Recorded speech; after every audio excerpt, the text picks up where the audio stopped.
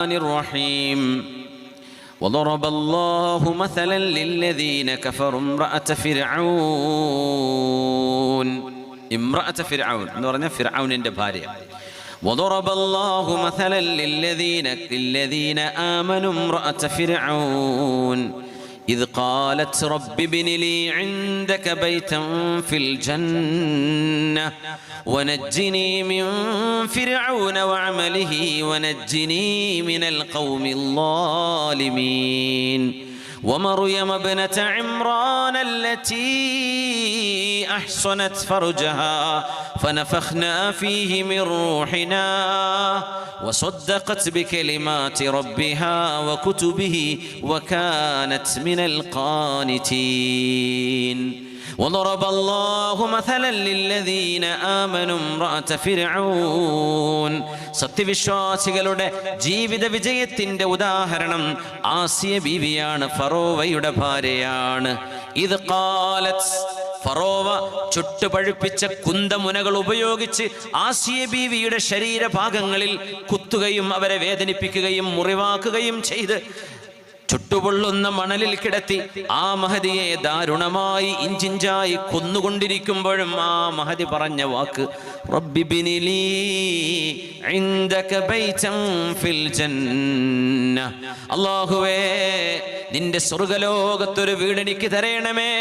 ഫറോവയുടെ കൊട്ടാരത്തിൽ നിന്ന് അയാൾ എന്നെ പുറന്തള്ളിയിരിക്കുകയാണ്. പച്ചമണലിലാണ് ഞാൻ കിടക്കുന്നത്. ഈ സൂര്യന്റെ നട്ടുച്ച നേരത്തെ ചൂടുള്ള പഴുത്ത കല്ലുകളിൽ മഹദിയെ കിടത്തിയിട്ട് ആ ശരീരത്തിലേക്ക് മൂർച്ചയുള്ള കുന്തം അതിന്റെ അഗ്രഭാഗം പഴുപ്പിച്ചിട്ടാണ് മഹദി റളിയല്ലാഹു അൻഹയെ, ഫറോവ എന്ന ഭരണാധികാരി, സ്വന്തം ഭാര്യ അല്ലാഹുവിൽ വിശ്വസിച്ചതിന്റെ പേരിൽ ആ പെണ്ണിനെ, ആ മഹദിയെ അയാൾ ശിക്ഷിച്ചത്. അപ്പോഴും പെണ്ണ് പറഞ്ഞ മറുപടി ഈമാനിന്റെ ഏറ്റവും അതിശക്തമായ അടിപതറാത്ത വിശ്വാസത്തിന്റെ ഏറ്റവും വലിയ പ്രതീകമാണത്. അല്ലാഹുവേ, ഈ ലോകത്ത് നിന്ന് ഞാൻ കണ്ണു ചിമ്മും, ഇവിടെ നിന്ന് ഞാൻ മരിക്കും, വേദന കൊണ്ടാണെങ്കിലും അല്ലെങ്കിലും എൻ്റെ ആയുസ് തീർന്നു പോകുന്ന ലോകമാണിത്. എന്നാൽ നിന്നെ കാണാൻ വരുന്ന അന്ത്യനാളിൽ എനിക്ക് അല്ലാഹുവേ നീ ഒരു സ്വർഗം നൽകുകയാണെങ്കിൽ, ആ സ്വർഗം എന്ന് മഹദി ചോദിച്ചപ്പോഴും ഒരു കാര്യം അതിനോട് ചേർത്ത് വെച്ചു, ഇൻദക, നിന്റെ ചാരത്ത്, അല്ലാഹുവേ നിന്നെ കാണാൻ കഴിയുന്നിടത്ത്. അങ്ങനെയാണ് സ്വർഗലോകങ്ങളിൽ ഉന്നതമായ സ്വർഗത്തിന്റെ പ്രത്യേകത. വമിൻഹും മൻ യറല്ലാഹ മർറതൈനി ഫിൽ യൗം, ഒരു ദിവസം അല്ലാഹുവിനെ 2 തവണ കാണാൻ ഭാഗ്യമുള്ളവരുണ്ട്. സ്വർഗത്തിന്റെ ചില ലെവലുകൾ അങ്ങനെയാണ്. ചിലയിടങ്ങളിൽ അല്ലാഹുവിനെ ആഴ്ചയിൽ ഒരിക്കൽ കാണും, മാസത്തിൽ ഒരിക്കൽ കാണും, വർഷത്തിൽ ഒരിക്കൽ കാണും.